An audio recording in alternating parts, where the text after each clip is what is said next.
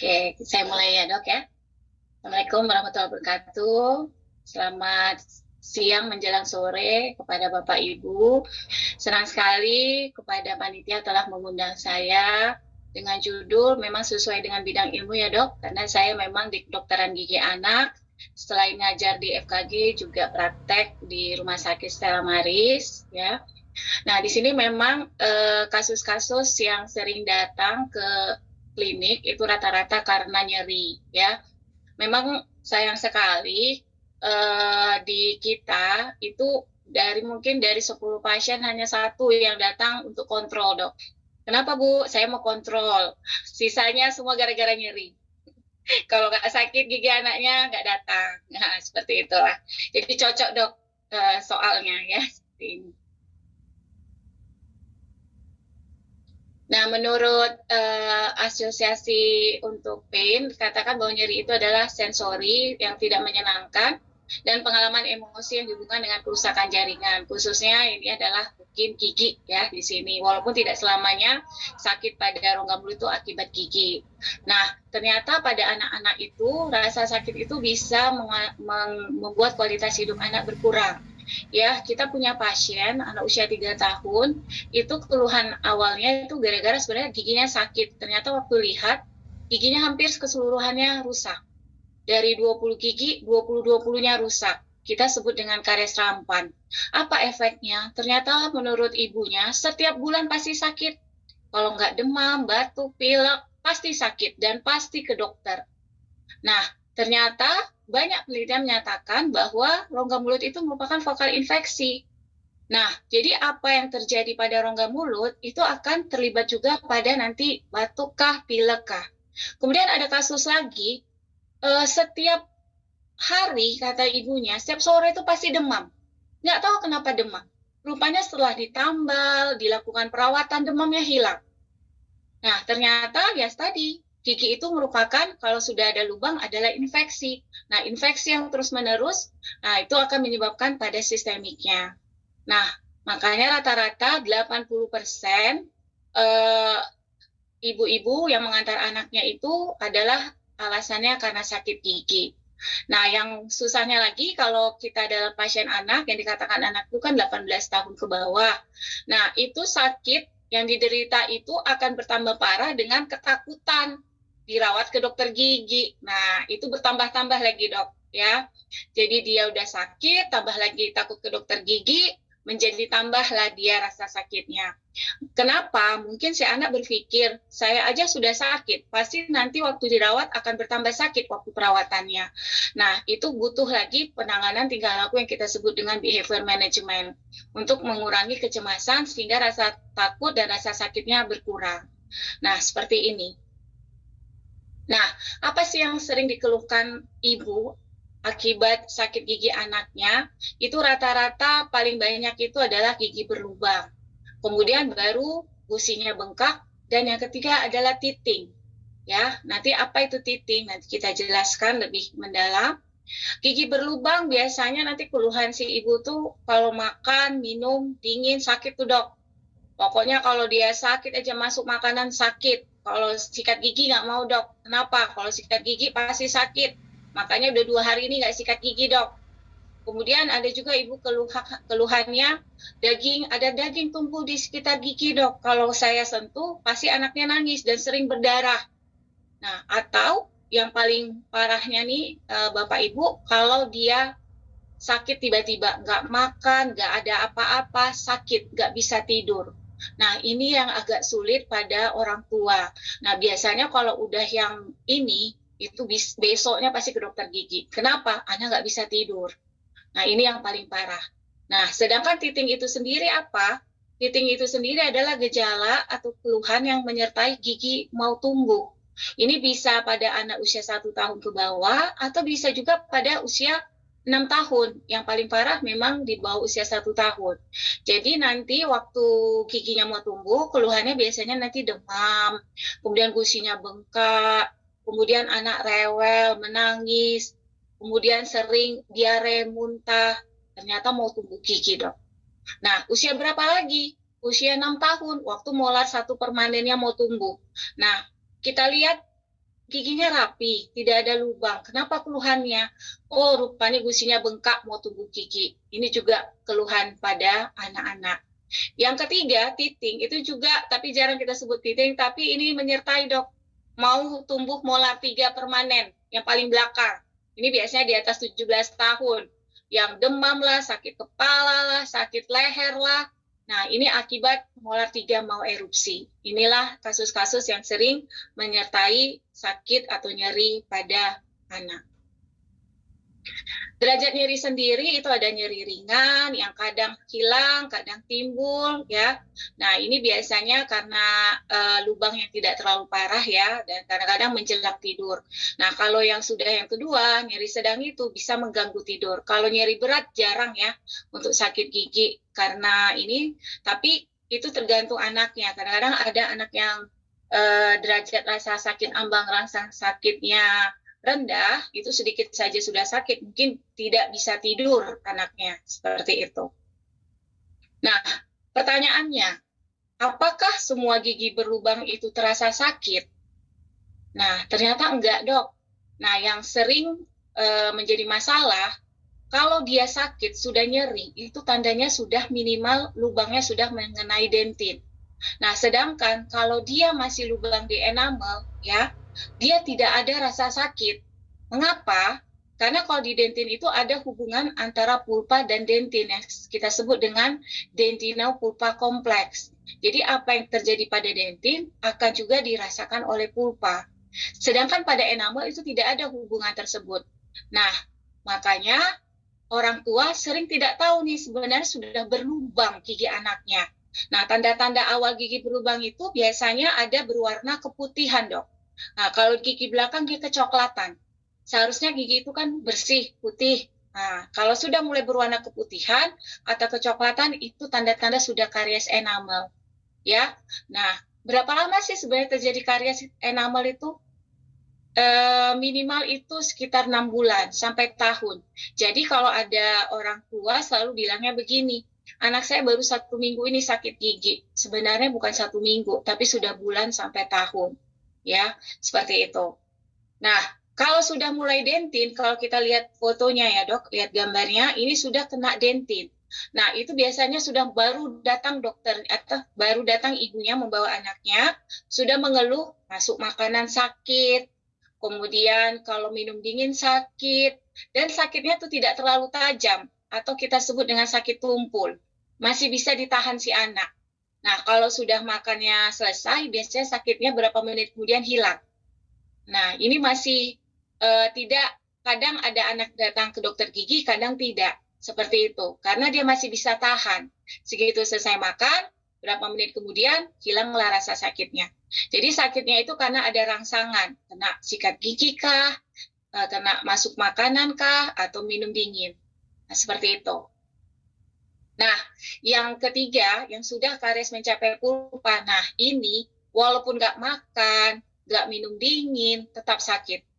Nah, ini rasa sakitnya tajam, dok. Nah, kalau udah tajam inilah anak jadi rewel, menangis terus, bahkan tidak bisa tidur. Nah, ini rata-rata kalau sudah datang, kita selalu bilang sama ibunya, ya Allah Bu, ini kalau misalnya ibu datang 1 tahun yang lalu, mungkin bisa langsung kita tambal. Tetapi kalau ini sudah kena pulpa, kita tidak bisa langsung tambal, tapi harus kita rawat saraf. Nah, kadang orang tua mengeluh, dok, ada daging tumbuh di antara gigi, itulah yang kita sebut, ya seperti gambar ini, kita sebut dengan hiperplasia. Sebenarnya hiperplasia itu adalah pertahanan tubuh untuk supaya kuman-kuman itu tidak masuk ke dalam pulpa yang lebih dalam. Cuman adanya hiperplasia pulpa menyebabkan kalau tersentuh oleh sikat gigi, itu akan merasa sakit dan mudah berdarah. Nah, inilah keluhan-keluhan yang sering kalau datang berkunjung ke dokter anak, inilah yang paling sering kita temukan. Yang ketiga ini, yang selanjutnya adalah ini karies sudah mencapai pulpa, tapi giginya sudah non-vital. Kalau yang tadi kan masih vital ya dok ya. Kalau non-vital ini sebenarnya stage yang paling aman. Dia sudah lewat sakitnya. Kenapa? Karena pulpanya udah non-vital dok. Nah, tapi biasanya ibunya keluhannya seperti ini. Anak saya mulutnya kok sekarang berbau ya dok. Nah, baunya ini disebabkan oleh adanya nekrosis pulpa. Nah, dia tidak sakit, tetapi berbau. Tapi kalau kita tanya riwayat sebelumnya, pasti dia ingat, iya berapa bulan atau berapa tahun yang lalu giginya sering sakit, tapi sekarang udah nggak sakit lagi. Nah, artinya apa? Artinya sebenarnya pulpanya sudah mati, Dok. Nah, itu sayang sekali sebenarnya. Nah, kalau dibiarkan, ya dibiarkan aja nekrosis tersebut, nah tergantung dari virulensi kuman ataupun daya tahan tubuh dari si anak. Kalau virulensinya semakin meningkat atau daya tubuh anak berkurang, maka akan menjadilah abses. Nah, kalau udah abses, baru datang lagi biasanya. Kunjungannya pipinya bengkak, gusinya bengkak seperti ini ya. Nah, kalau udah pipinya bengkak ini pasti langsung datang besoknya. Nah, ini betul-betul sakit. Kalau dia tidur semakin sakit, kalau minum panas semakin sakit. Nah, tapi kalau minum dingin dia nggak sakit. Kenapa? Karena sudah non vital. Nah, seperti itu ya. Tanda-tandanya kalau akut disertai dengan demam. Nah, kalau titing sendiri apa saja? Titing itu biasanya anak-anak usia 6 bulan, 9 bulan, 1 tahun, udah mau erupsi gigi, biasanya ada beberapa gejala yang menyertai ya dok. Itu kalau yang lokal itu biasanya giginya anaknya mengeluh nyeri, nggak mau makan, kemudian gusinya mulai bengkak, meradang, air liurnya banyak, anak rewel, dan sering memasukkan tangannya ke dalam mulut ya. Karena apa? Karena anak merasa tidak nyaman. Itu tanda-tanda dia sudah mulai mau tumbuh gigi. Kalau kita lihat nanti daerah depannya itu sudah mulai gusinya sudah mulai bengkak dan sudah agak kekerasan. Nah, kalau sistemik bisa disertai dengan demam, diare, ya, kemudian batuk, bahkan muntah seperti itu. Nah, kalau kita ada datang begini harus segera kita atasi, walaupun tidak selamanya anak-anak mengalami titik, tapi sebagian besar minimal biasanya adalah nyeri maupun bengkak pada gusinya. Nah, kemudian pertanyaan selanjutnya, apakah ada rasa sakit yang dirasakan oleh anak ataupun orang dewasa? Apakah beda atau tidak? Sebenarnya ada bedanya, dok. Ya, bedanya bukan anak atau dewasa, tapi giginya, gigi permanen dan gigi sulung. Bedanya di mana? Perbedaannya pertama sekali adalah persarafannya, ya. Ternyata kalau di gigi permanen itu banyak serabut saraf A delta yang bermielin. Dan kalau serabut saraf yang pada gigi sulung itu adalah serabut saraf yang C, tidak bermielin. Efeknya apa? Kalau yang bermielin itu kecepatan konduksinya lebih cepat atau sangat cepat dibandingkan yang serabut saraf C, dan sensasi nyerinya cepat, tajam dan terlokalisir dengan baik dibandingkan dengan serabut saraf C yang lambat, difus maupun tumpul. Nah, tandanya apa? Kenapa anak yang kadang ya, tapi tidak semua anak ya dok ya, giginya udah banyak rusak, tapi ibunya selalu bilang nggak pernah sakit gigi. Nah, karena inilah dok alasannya. Ya, karena rasa sakit pada gigi sulung itu berbeda dengan pada gigi permanen. Kita kalau sudah karies dentin, kena ngilu sedikit itu sakit sekali, tajam, bisa sakit sampai kepala. Tapi kalau anak-anak mungkin daya tahan tubuhnya bisa merasakan lebih tahan ya. Nah, dia karena dia tumpul, lambat, nah dia sakit tapi dia masih bisa tahan. Nah, seperti itu. Makanya kadang anak sudah rusak giginya tapi nggak pernah ngeluh sakit. Nah, inilah alasannya. Jadi, siapa yang bisa menemukan bahwa giginya berubah ya tentu ibunya dari mengenalkan masalah tadi. Sudahnya berubah warna keputihan, kecoklatan, ataupun terjadinya kavitas. Kemudian yang menyebabkan lagi perbedaan antara gigi permanen dan gigi sulung adalah anatomi dan morfologinya. Gigi posterior apabila mau tumbuh ya, yang kita sebut dengan titing itu akan lebih sering menyebabkan titing dibandingkan gigi anterior. Mengapa? Karena gigi posterior kan lebih luas. Kalau dia lebih luas permukaannya, tentu waktu dia akan memecahkan gusi untuk erupsi itu akan lebih besar effortnya. Intinya apa? Intinya bengkaknya akan lebih besar sehingga sering menyebabkan rasa sakit. Makanya rata-rata dia mulai nyeri itu usia-usia 1 tahun, 12 bulan, 14 bulan, di mana gigi molar 1 sulungnya sudah mau erupsi. Nah, itulah dia. Kemudian yang kedua adalah karies kronis atau karies yang lama dengan tanda-tanda karies kronis itu berwarna kehitaman, Dok. Kalau karies akut itu dia biasanya lubangnya berwarna kuning ya atau keputihan dan sangat lembek. Kalau kita ekskavasi dengan alat itu gampang sekali kita buangnya.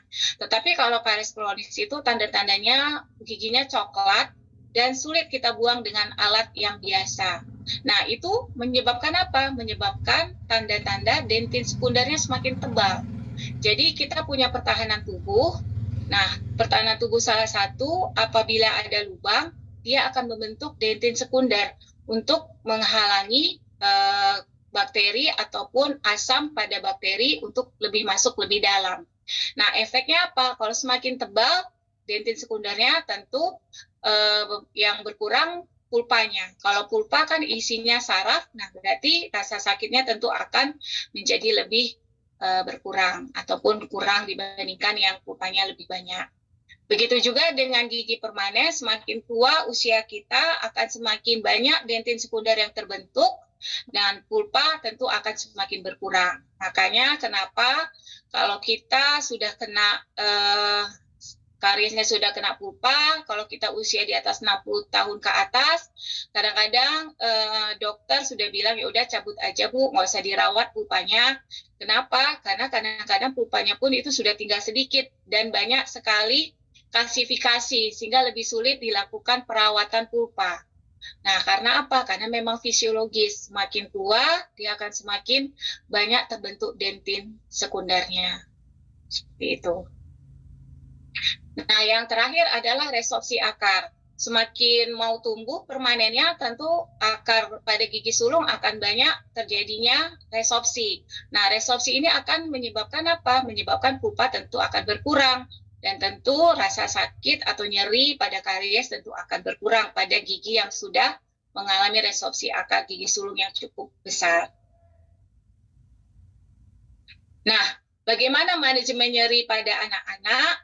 Ini biasanya karena gigi biasanya simptomatik, Dok, karena sebenarnya simptomatik itu hanya mengurangi rasa sakit sementara, tapi kalau tidak dirawat itu tidak bisa, karena bagaimanapun gigi itu selalu kita pakai makan, pakai minum, jadi kalau kita biarkan segitu ada rangsangan ya sakit.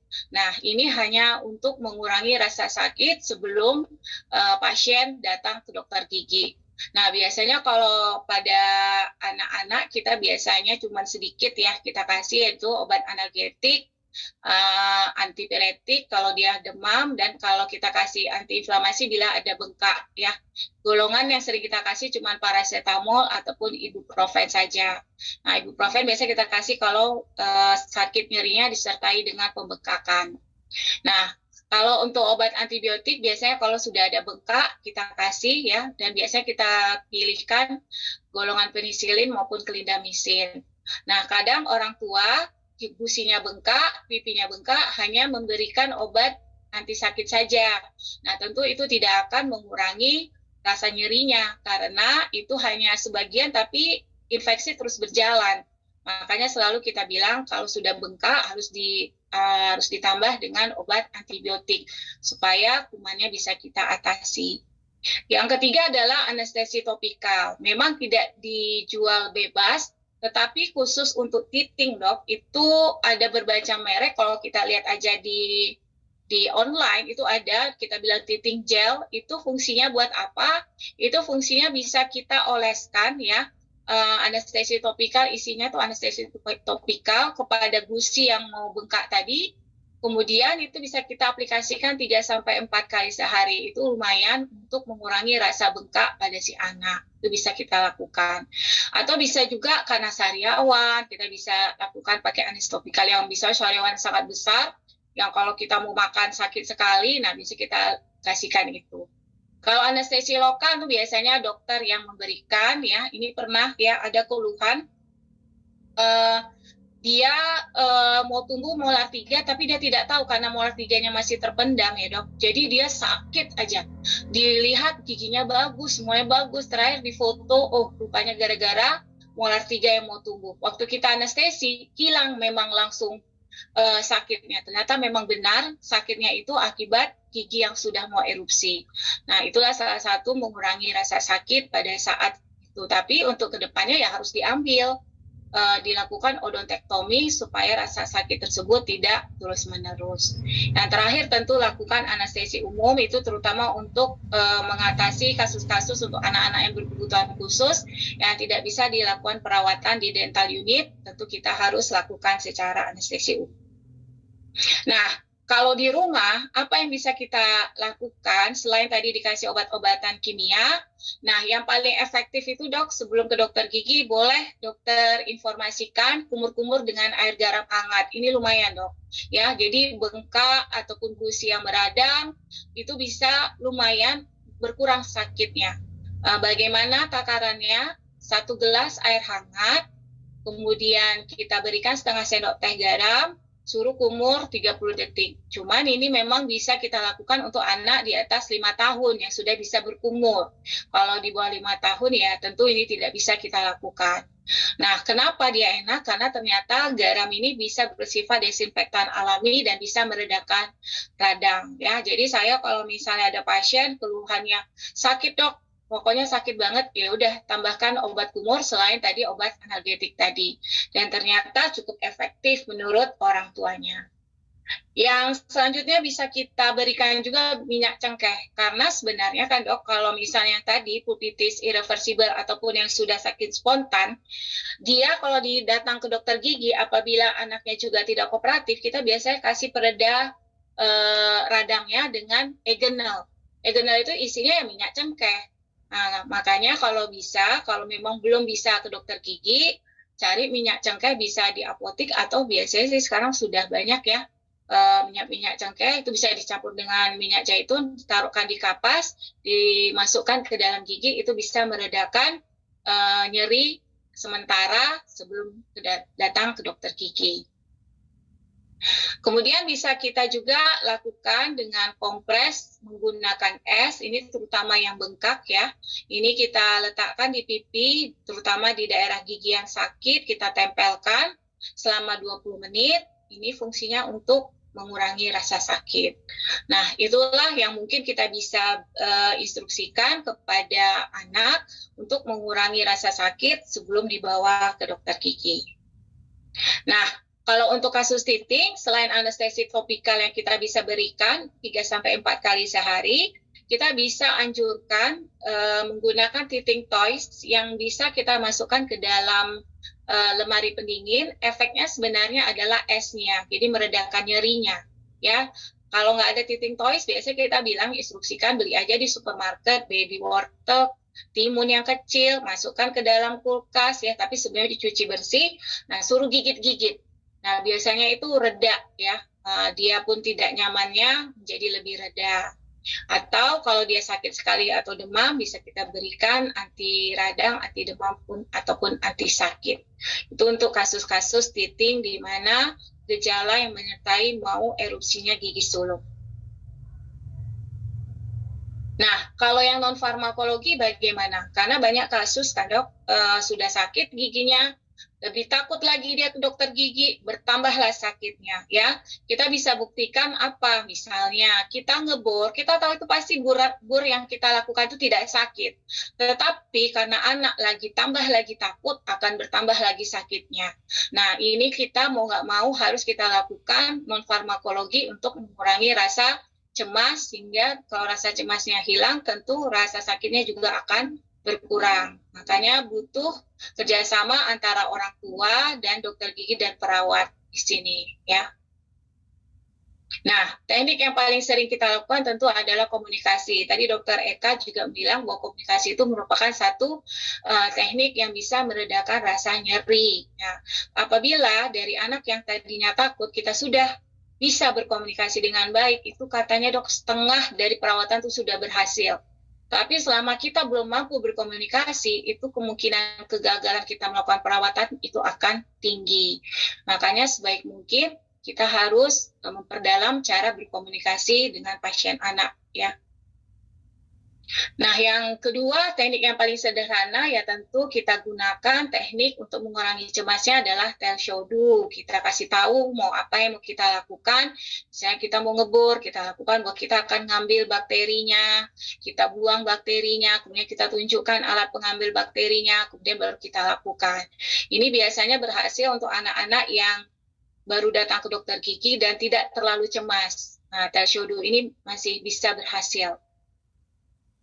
Nah, kalau modeling biasanya kita tujukan pada anak-anak di usia 5, 4, 3 tahun, di mana mereka biasanya itu adalah sifat meniru.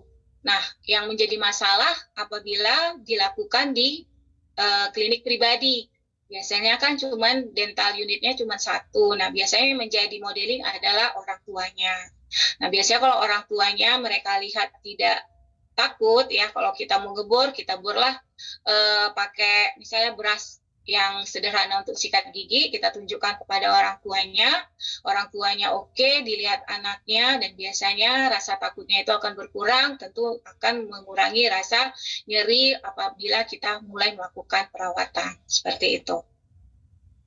Nah, yang paling lama tekniknya adalah tentu desensitisasi, tapi ini wajib kita lakukan pada anak yang benar-benar cemas, ya, perlahan-lahan kita lihat anak ini memang sangat takut, terutama yang baru datang ke dokter gigi, biasanya kita lakukan preventif desensitisasi. Biasanya kita latihan dulu sikat gigi, kemudian setelah sikat gigi manual, kemudian baru kita lakukan sikat gigi dengan motor, ya. Dia minimal mendengar suara, oke, sudah tidak ada masalah, baru kita bisa lanjutkan ke penanganan dengan melakukan pengeboran untuk melakukan penambalan. Nah, ini desensitisasi ini adalah teknik yang paling lama, tetapi biasanya berhasil karena kita perlahan-lahan bisa melakukan sensasi sedikit demi sedikit sampai anak rileks di sini.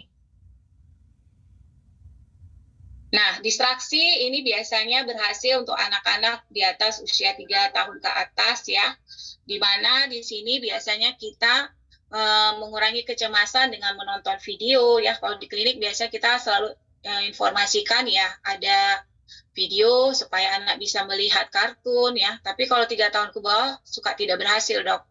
Karena apa? Karena tentu rasa takut mereka lebih besar dibandingkan yang sudah lebih tua usianya. Nah, yang paling penting dari semua tadi ya tentu menghilangkan faktor penyebab, ya, karena bedanya kalau kita gigi tersebut tadi saya bilang kalau dipakai makan pasti akan timbul sakit, walaupun kita kasih obat analgetik itu kan hanya bisa 3-4 jam, makan lagi sakit lagi. Nah, kita selalu bilang sama ibu, kalau ibu biarkan nanti lama-lama terlalu banyak obat kimia yang dimakan, ya, tentu akan berbahaya. Sedangkan ini sangat sederhana, hanya kita lakukan penambalan, selesai masalahnya, ya. Nah, kalau yang penambalan itu sebenarnya yang kasus yang bagaimana, biasanya yang subjektifnya itu tidak pernah sakit spontan. Nah, jadi hanya sakit karena ada rangsangan, itu bisa langsung kita tambal, ya. Jadi ke dokter gigi itu bukan harus berulang kali, tetapi kenapa berulang kali? Karena rata-rata datangnya sudah kasus yang berat. Tetapi kalau dia kasusnya hanya karies mengenai enamel, karies mengenai dentin, 1 kali kunjungan sudah selesai. Kita bisa langsung melakukan penambalan dan itu tidak lagi menimbulkan rasa sakit. Nah, kalau sudah kena saraf, yang biasanya yang sudah sakit spontan, bengkak, ataupun sudah nekrosis, ini nggak mau harus didahului dengan perawatan saraf dulu, ya. Berapa kali, dok? Minimal kalau saya bilang sih tergantung anaknya. Kalau saya sih minimal 2 kali, 3 kali, 4 kali tergantung anaknya. Kalau anaknya kooperatif, bisa langsung pada saat itu dilakukan preparasi saluran akar, mungkin 2 kali kunjungan aja sudah selesai. Tapi kalau anaknya lebih muda, usianya 3 tahun, 4 tahun, kadang-kadang terlalu capek, dia buka mulut, tentu itu akan kunjungannya lebih lama lagi, misalnya menjadi 3 kali. Nah, seperti itu. Sarafnya sudah kita bersihkan, baru kita bisa tumpat dengan tambalan, ya. Nah, baik dokter, waktu 5 menit lagi, dok. Ya. Nah, kalau begini pencabutan kapan kita lakukan? Itu kalau memang sudah radix ya dok. Nah setelah dicabut apakah kita tinggalkan? Sebenarnya dok, setelah kita cabut itu harus kita ganti dengan gigi tiruan.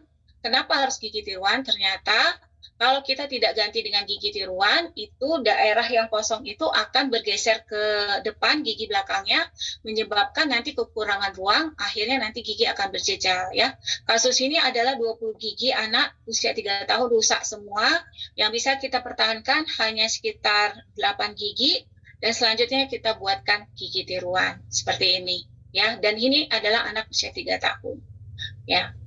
Nah, pencegahan tentu menyikat gigi 2 kali sehari sehabis makan dan sebelum tidur.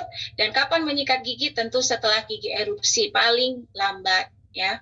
Kemudian pasta gigi, apakah perlu diberikan? Itu perlu dok. Untuk anak 1 tahun ke bawah boleh tidak pakai pasta gigi. Untuk 2 tahun sampai 3 tahun sebiji kacang saja. Kenapa? Karena sebenarnya takut ditelan. Apabila anak kita sudah tidak menelan pasta gigi, boleh lebih banyak. Itu sebenarnya prinsipnya. Nah, pemberian fluor itu fungsinya untuk meningkatkan kekuatan dari gigi, karena ternyata fluor itu bisa lebih tahan asam dibandingkan tanpa kita memberikan fluor. Itu sebenarnya kenapa kita selalu bilang, ayo fluor diberikan. Nah, ini adalah pelapis yang kita berikan. Kenapa? Karena gigi belakang itu paling sulit dibersihkan oleh anak. Nah, sedangkan gigi belakang itu banyak sekali lereng-lerengnya yang tidak bisa disampaikan atau tidak bisa tersikat dengan baik. Makanya kita lapis dengan bahan yang kita sebut dengan visur silan supaya lubang tidak terjadi pada daerah tersebut. Nah, yang terakhir tentu mengatur pola makan. Ya, diet di luar jam makan itu hindari kalau bisa 2-3 kali paling banyak. Dan kontrol berkala ke dokter gigi. Kapan mulai ke dokter gigi? Sejak anak usia 1 tahun. Ya, apa saja yang dibilang orang 1 tahun hanya 2 gigi yang baru tumbuh, sebenarnya kita bisa mengevaluasi kira-kira risiko karies anak ini apa yang akan terjadi dari diet yang diterima si anak. Itu saja. Oke, kesimpulannya kita wajib mengenali masalah, kemudian kita bisa berikan pereda rasa sakit dengan obat-obatan ataupun non-farmakologi, dan tentu yang terbaik adalah melakukan perawatan dan pencegahan. Mudah-mudahan ke depannya, karena kita banyak dapat konsulan dari dokter-dokter ya, bahwa sekarang banyak dokter yang sudah mengetahui bahwa anak sakit bukan semata-mata memang karena demam atau apa, tapi bisa juga dari giginya ya. Kita sudah banyak dapat konsul terutama dari dokter anak. Kalau misalnya anak sering sakit, mereka selalu konsul ke kita dan mereka meminta kita untuk menghilangkan sumber infeksinya. Demikian PPT saya, mudah-mudahan ada manfaatnya. Dipersilahkan dokter Ryan. Terima kasih dokter gigi Esi. Dok, kalau cerita tentang sakit gigi nih, lanjutkan tadi. Saya teringat tahun 87 ada penyanyi kalau di zamannya dokter ya kan, lagunya Maggie Z. Ya, sepertinya itu terbantahkan dok ya. Kalau di dunia medis dok ya, lebih baik sakit hati daripada sakit gigi ya dok. Kalau kata Maggie Z lebih baik sakit gigi daripada sakit hati. Tapi kalau kata dokter gigi Esi lebih baik sakit hati. Sakit loh dok, karena memang karena kita aja dia tuh karena bisa kemana-mana, ke kepala, ke TMJ, ke leher dok, nggak bisa tidur kadang-kadang ya dok ya. Berarti harus keluar lagu ini, versi medisnya dok ya. Iya, baik, dokter sudah ada pertanyaan ini dari dokter Andika Aribi. Izin bertanya dokter gigi Esi, untuk tadi karies enamel ya dok namanya, gigi berwarna keputihan, apakah yang harus dilakukan ya dok untuk perawatan giginya, terutama untuk anak-anak di bawah 2 tahun? Nah ini wakil dokter Andika Aribi juga sebagai seorang ibu ini ya. Iya dok, alhamdulillah kalau misalnya dokter bisa menemukan itu bisa dicegah dok, karena itu belum berlubang. Kita kalau menemukan kasus tersebut, kita selalu bilang, Bu, alhamdulillah ini belum ada lubangnya, bisa berhenti Bu. Cuman satu syaratnya Bu, sikat gigi, kemudian dietnya diperbaiki. Nah, salah satu ya sikat gigi dengan fluor, atau sering nanti kita kasih dengan aplikasi fluor dok, itu bisa lebih cepat untuk redanya. Atau kita kasih obat, itu yang tadi tooth mouse. Tutmos itu isinya kalsium. Jadi putihnya itu akibat dari demineralisasi kalsium fosfatnya hilang, Dok. Nah, kalsium fosfatnya hilang lama-lama itu akan menyebabkan rapuhnya gigi. Segitu dia makan yang keras, pecahlah matriksnya. Matriksnya itulah yang membentuk nanti kavitas. Jadi nanti kalau ada kasus begitu, kebersihan mulut ditingkatkan, dietnya diperbaiki, kalau bisa ke dokter gigi nanti dikasih obat yang disebut Tutmos tadi dan pemberian aplikasi fluor supaya tidak lanjut menjadi kavitas, Dok. Itu dia. Baik, dokter. Ada pertanyaan lagi nih dari dokter Astri. Dokter, bagaimana tentang penggunaan fluoride saat ini di ranah functional medicine menyebutkan bahwa penggunaan fluoride memiliki efek yang lebih berbahaya. Bagaimana dengan alternatif penggunaan hidroksiapatite? Oke, jadi fluoride yang berbahaya itu bila sistemik ya, Dok. Makanya dikatakan kalau ada fluoridasi air minum itu kan tidak boleh lagi dikasih tablet fluor. Karena fluoride yang kita makan ataupun minum konsumsi itu akan lebih berbahaya. Makanya kalau untuk lokal itu nggak ada bahayanya karena kan kita hanya memberikan secara lokal. Nah, yang berbahaya itu yang harus dihitung apabila ada fluoridasi air minum, kita selalu lihat ada berapa ppm-nya. Kalau sudah 0,71 tidak boleh kasih tablet fluor. Karena itu akan bisa menjadi fluorosis, tulangnya pun malah rapuh. Nah, tetapi kalau lokal itu nggak ada masalah, Dok, karena lokal hanya dioles. Nah, sikat gigi kan nggak ada masalah, asalkan jangan ditelan.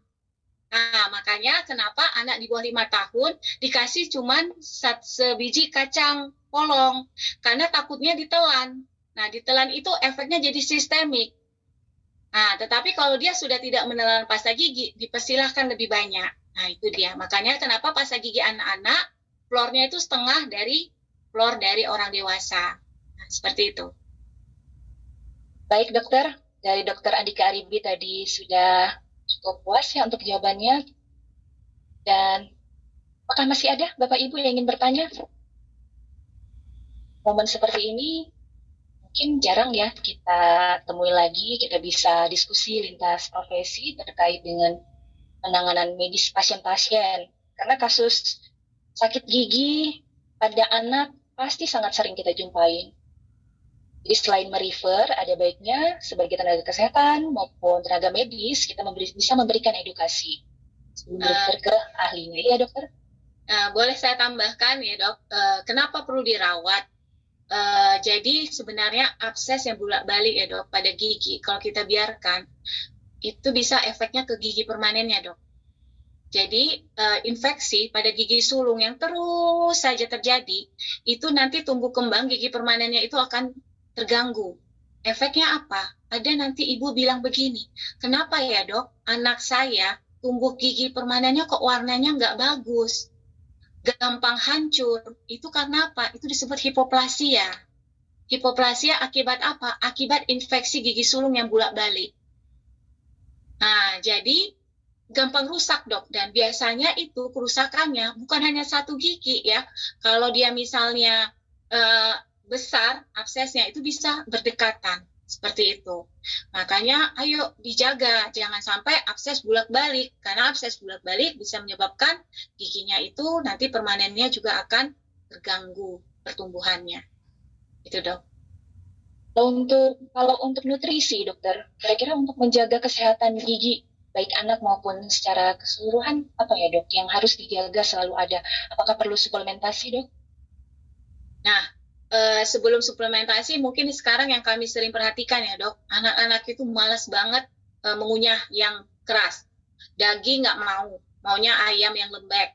Nah, itu efeknya nanti kalau dia tidak suka makanan yang keras, nanti giginya berjejal, Dok, karena pertumbuhan rahangnya tidak maksimal.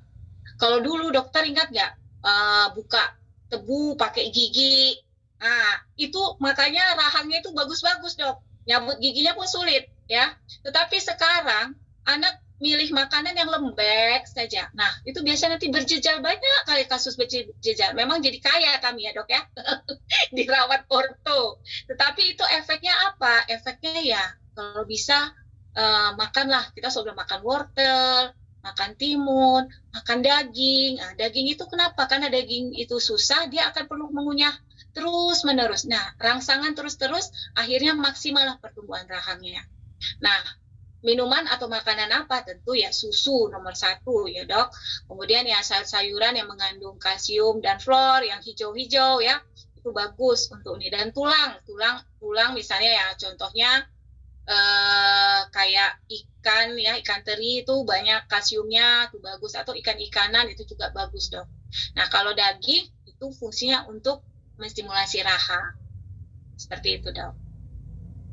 Baik dokter, lagi-lagi ini ada kaitannya dengan promosi kesehatan dok ya. Karena mencegah itu sebenarnya jauh lebih baik, tapi terkadang banyak informasi kesehatan tidak sampai kepada masyarakat.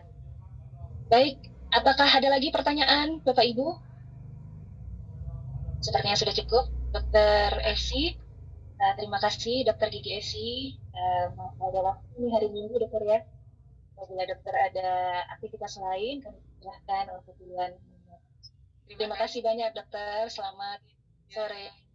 Ya, Assalamualaikum.